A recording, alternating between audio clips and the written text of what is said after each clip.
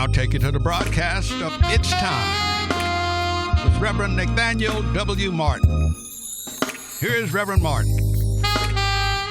Thank you, Dr. Blackwell. Let me get this mask down, y'all. See, I got my mask, don't you?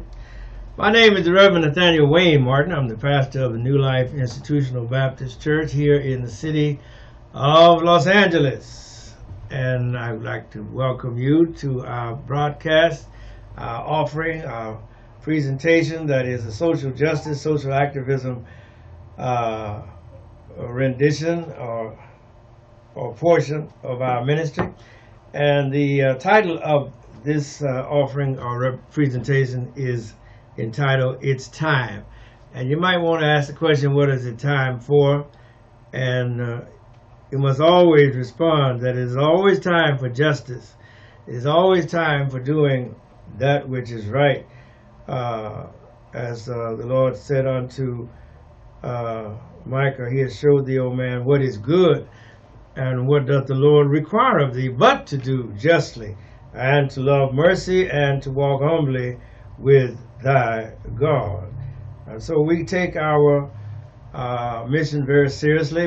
Our church, the pastor of New Life Institutional Baptist Church, I probably got ahead of myself, and we're located at 8916 South Main Street here in the city of Los Angeles. We're worshiping and blessed to be allowed to worship with our sister church, the Shiloh Missionary Christian Church. Shout out to everybody. Pastored by my good friend, Dr. Della F. Hollerness. And they always say when the Baptists and the Charismatics get together, there's going to be a shouting in the camp. We always have a good time on Sundays and have a good time at prayer meeting on Wednesday night.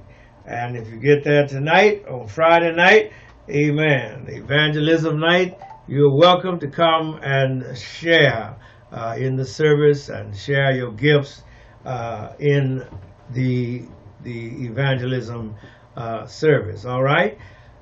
Now, I want to read our reparations portion of our scripture because I want to get to some very important information. Our reparations text from Deuteronomy chapter 15, picking up the reading at verse number 12. This is what it says. And if thy brother, an Hebrew man or an Hebrew woman, be sold unto thee, and serve thee 6 years, then in the 7th year thou shalt let him or her go free from thee. And when thou sendest them out free from thee, thou shalt not let them go away empty. Thou shalt furnish them liberally out of thy flock, and out of thy floor, and out of thy winepress, of that wherewith the Lord thy God hath blessed thee, thou shalt give unto them. It didn't say sell, it didn't say rent, it didn't say lease, it didn't say for them to borrow, it said for you to give. Give unto them. God is concerned about the down and out, the downtrodden. God is always on the side of the oppressed and the suppressed and the repressed and the dispossessed. And if you ever hear me say something like that, contrary to that, then you know I have made a slip of the lip. God is always on the side of the oppressed in our world. When you cry out to God, God will hear your cry. As I said, this was our reparation scripture. We've been talking about reparation. The word reparations means to make whole, means to repair something that was broken by you or by someone else. And in order for them to get right, they have to do what they can to set it right. And in the history of the world, there have been many incidents and examples of reparation. If you break your neighbor's window, you must what? Offer to fix that window. When I was growing up, and we was all poor folks, but if somebody came by and borrowed a tool, then they took care of that tool like it was their own tool. And if something happened to that tool, they would fix that tool before they brought it back to you, because they had to make reparations. We used to do that. We wouldn't break up our neighbor's tool and come and bring it back. So, oh, it was like that when I got it. No, it wasn't. And so consequently, those are very common examples of reparation. But then when you come to nations and countries, then nations and countries likewise have to make amends, have to make repairs. A good example of that, not because we did have to, was that the Marshall Plan following World War II, where the United States, along with its allies, started a huge program called the Marshall Plan because of the general that administered it, and it was to rebuild the nations that they had fought against. They had fought against, bombed Germany almost back into the Stone Age. So the United States and the Allies set together and began to spend massive amounts of money to rebuild those countries. Somebody say, well, that was not reparation. It was reparation because the people of those lands didn't have anything. We had to feed, we had to clothe, we had to shelter, we had to provide health care. And look at the European nations today. While we put Germany back on its feet, we dropped the atomic bomb on Japan. We put Japan back on its feet. We helped to rebuild England. We helped to rebuild France. We helped to rebuild a lot of the European countries, even including Italy, which had fought on the side of Germany, on the side of the Axis. So if reparations is not new, it's just that it seems like when it comes to the humble, poor, meek, and mild Negro in the shores of the United States of America, that reparation sticks in everybody's craw. You look at the Civil War, you find that President Lincoln had many programs, made many attempts to get the slaveocracy, the Confederate States that were fighting to maintain slavery, and Lincoln had told them that you're not going to win this war. But he had offered to pay them for what they were losing in the property of their slaves. Think about it. They were treating human beings like property. But Abraham Lincoln, in order to shorten the war, was willing for Delaware, Missouri, Maryland, and I think Kentucky. Yeah, Kentucky. That's the one he had to have. He was going to pay those slave masters, those slave owners, those slave traders, those plantation owners. In other words, he was going to pay them for the loss of their so-called property in human beings, in slaves. And of course, some of them accepted, but a lot of them refused. But my point is, everybody got paid but the slave who actually done the work. The slave did not get paid. They had promised General Sherman in his order number 15 had sought to give the bondmen and their families 40 acres, which is a very small farm. 40 acres, very small farm. I think 40 acres you could turn maybe 1 or 3 bales of hay. Wasn't a large piece of property, but he was willing to do that in order to give the newly freed people, newly freed slaves, the formerly enslaved is a better word, better phraseology, to allow the formerly enslaved to have a stake in the country. You have land, you have little land, and if they work that land, they would have the opportunity to purchase that land outright, and who knows, they might be able to purchase some more land adjacent and around, so that their little small farm would go from 40 acres maybe to 100, 200. It takes a lot of land to grow cotton, because cotton absorbs a lot of the nutrients that are in the ground. But I'm digressing, because I wanted to get to the importance and the necessity of reparations, not only in its theological aspect, but also in its political and its practical aspect. It's just like I got a friend of mine, he owed me a sum of money. Won't say how much. And every time I see him, he never bring up my money. Such it is with the American Negro, African American, and the nation of the United States of America. We hear of the increasing wealth gap. I said the wealth gap is just growing exponentially. Look how much money Mr. Bezos, I can't think of his first name, the owner of Amazon. He's made $33 billion more since the coronavirus pandemic exploded in this country. While he's getting richer and richer. Have you made $33 billion since this pandemic started? So there's a huge wealth gap, which you may not acknowledge it, you may not say nothing about it, but in the back of your mind, you know it's there. Because other people are not wasting their time thanking the Lord for a roof over their head and some shoes on the foot. Some folks got so many roofs, so many other properties, so many wardrobes and all that other stuff don't mean nothing to them, but it means something to us. Why? Because we're up from slavery. Finally, in the state of California, this week, September 30th, the Governor Newsom signed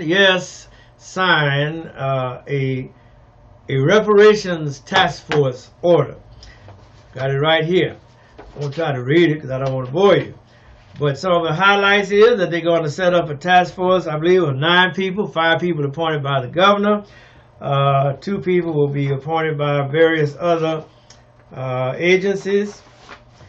And they're going to submit a written, here we go, 5 members shall be appointed by the governor. 2 members shall be appointed by the president pro tem of the Senate. And 2 members shall be appointed by the Speaker of the Assembly. And the governor's 5 members are going to have expertise in civil rights.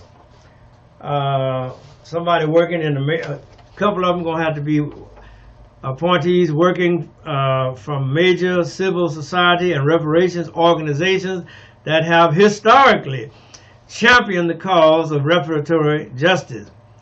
Okay, and not more than 4 appointees shall be members of the legislature. But that's not the meat of it. The meat of it is what they are going to be able to do. They are going to begin to study and develop reparation proposals for African Americans. Do you hear what I'm saying? As a result of the institution of slavery, including both the transatlantic and domestic trade that existed from 1565 in colonial Florida, and from 1619 to 1865. Like I said, I'm not going to read the exhaustive document, but this was signed on September 30th by the Governor of California, Governor Gavin Newsom, and it's going to have its first meeting June 1st of 2021. And unless you think it's going to be a perpetual committee, it will sunset. Let's see here. It will sunset on July the 1st, 2023. And in that time, they will have subpoena power to force people to come to testify. They will have access to books, records, correspondence, memorandum, papers, and all sorts of documents. They can go to the Superior Court and compel testimony or compliance with a subpoena. And some of the highlights of what they are going to do is that they shall deal with de jure, which is by law, discrimination and segregation, but shall also deal with de facto, which is the practice, without it being a law, of segregation. But I always got so incensed that Mr. John Roberts, who was the chief chief of the Supreme Court, Chief Justice of the U.S. Supreme Court, because he always talks as if discrimination and segregation was a private affair. It was nothing private about Jim Crow in America. It was a very public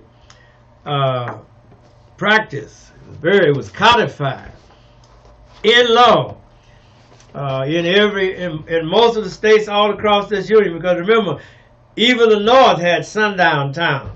Well, you get yourself in Illinois, you better know where you at. If you're black, you better not let the sun go down on you in certain places. Cicero, Kankakee, and a whole lot of other places. Because they did not want African Americans in their town. You could work there, but they called it a sundown town. If you get off work at 3:30, 4 o'clock, you better get on out of that town before sundown. That's what that meant. If you were there after sundown, then the repercussion and the harm and the hurt that could befall you would be very cruel, even up to and including death. But let me not digress. Let me see, it's one of the other things.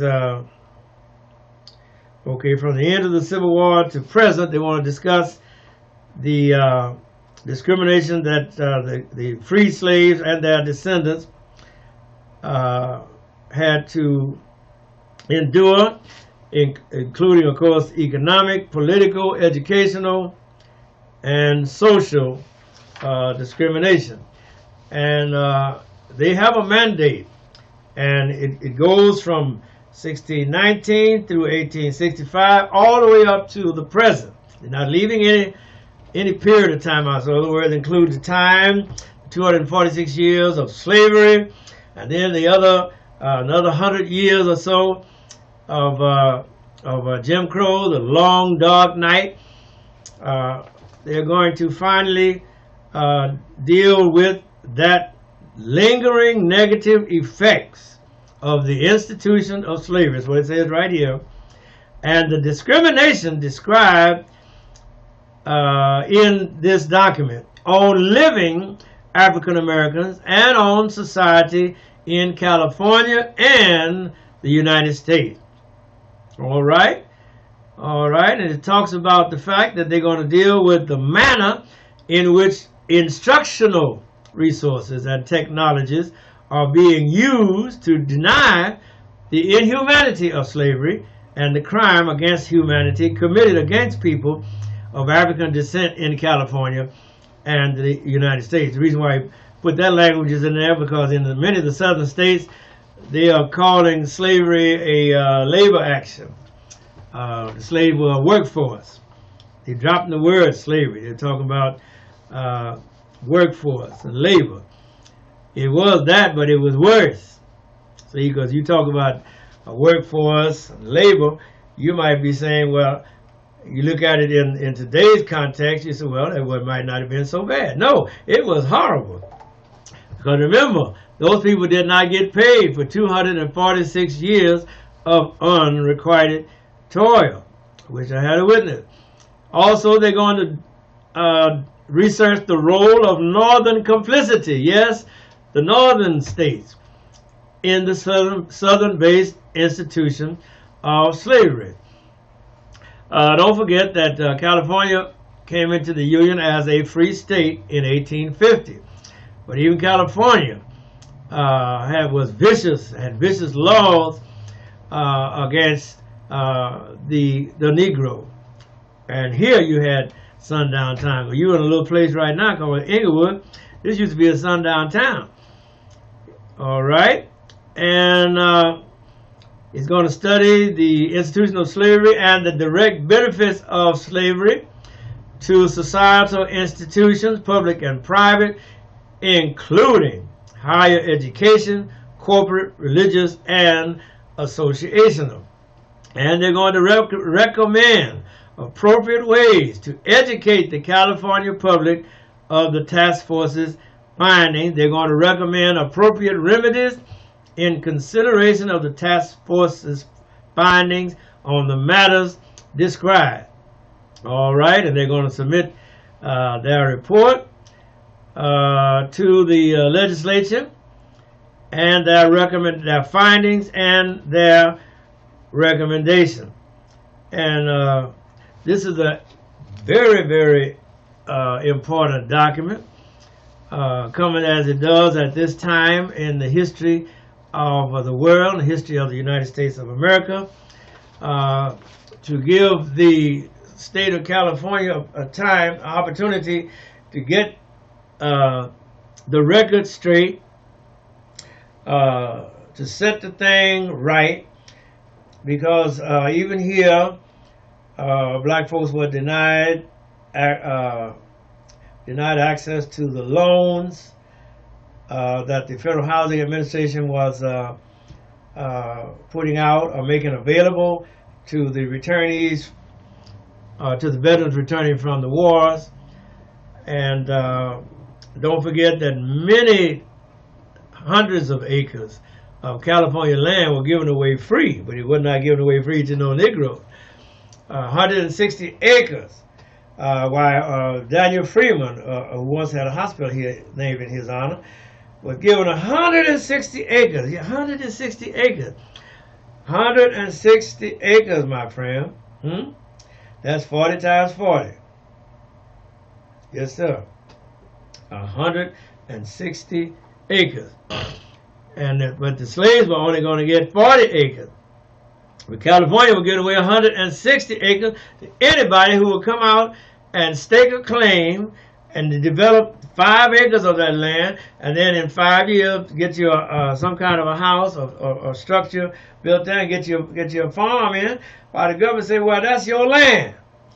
The land was given. You don't hear me. But it was not given to the Negro. It was given to the white man. There's no sense in mincing words about it. It was a white man's country. It was a white man's constitution. A white man's Bill of Rights. A white man's work system, capitalistic system. And they did everything to benefit themselves. As Dr. Ira Cass Nelson said in his book, When Affirmative Action Was White, that the first 246 years of this country, why, that's all they had was affirmative action for white people.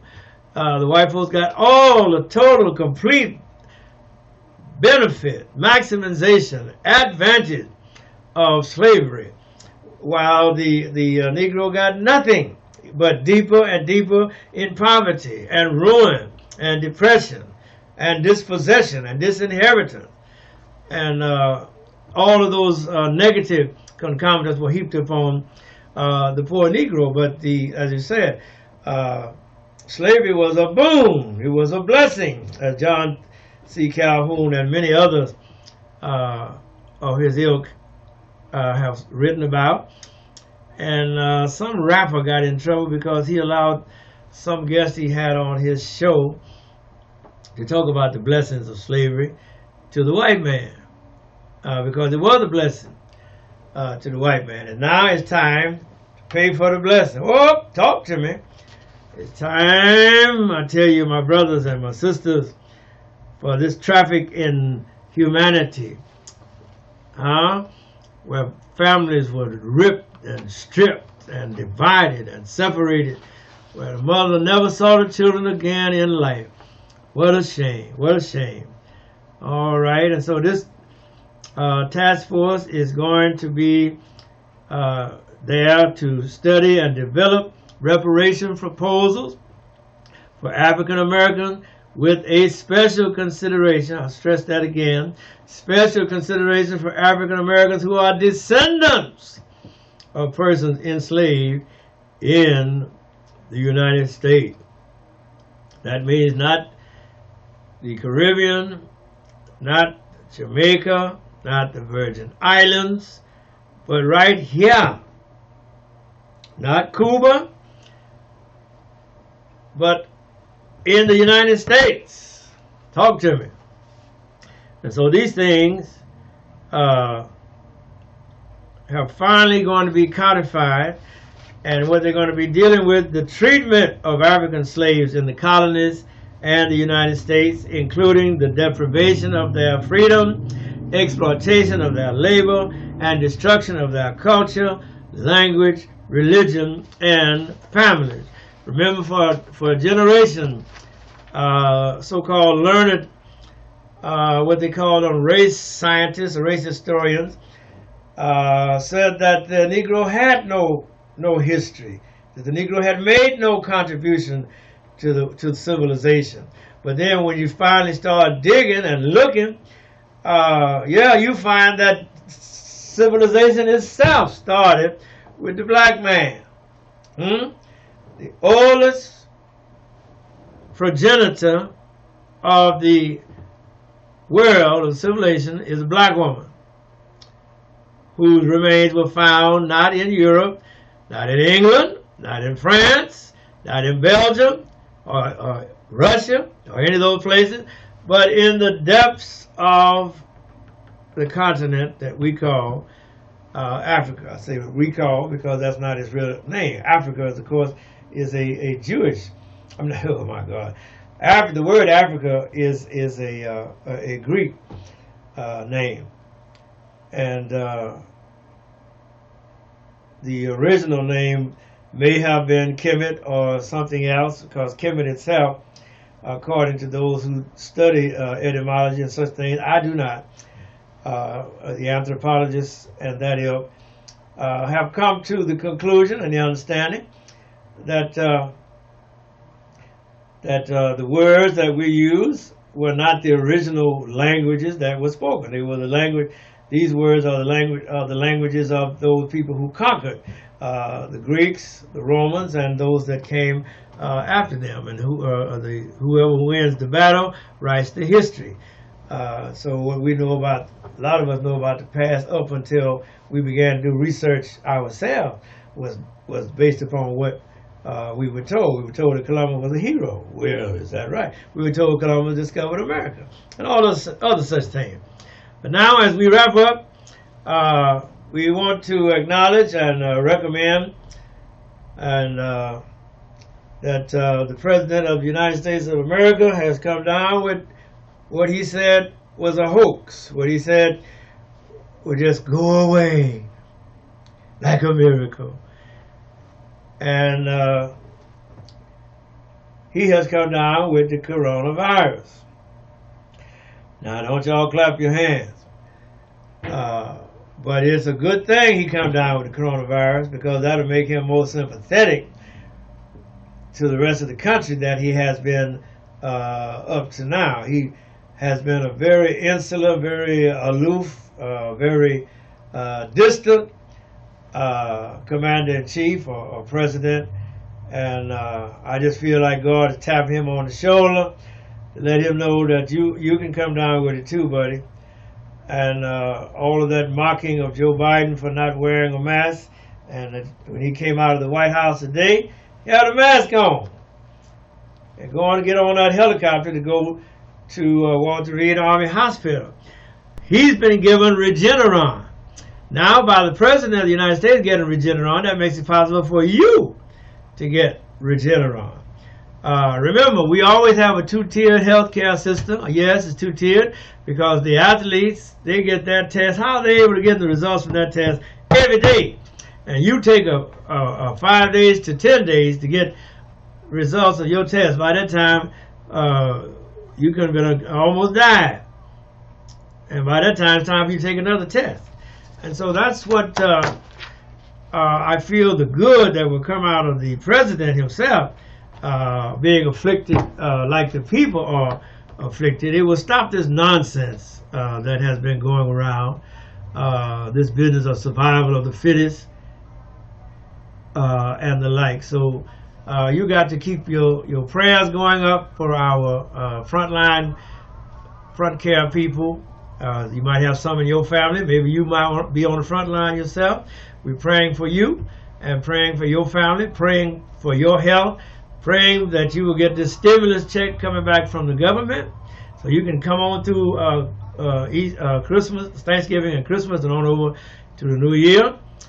Praying that this eviction moratorium will be extended so people won't be getting put out in the streets at Christmas and New Year's time like it did back in slavery. And so keep up your prayers. And as I say, I hear the music playing. I want to tell you again, as I always tell you, you're working for these folk, they don't want to give you 8 hours of a day. They don't want to put you on permanent. They don't want to let you work 40 hours. They want to cut your hours. Tell you what come in anytime, so you can't have a life. So you never know when you have to go to work. And you don't work but a few atrocious hours. Listen, if they don't want to pay you, what you need to do is get you something else to do, get you a hustle, get you a side business. Tell those people, tell them, Reverend Martin told you, if you don't want to pay me, I am not going to work for you. God bless you. God keep you. We out of here, Doc. We thank God. No!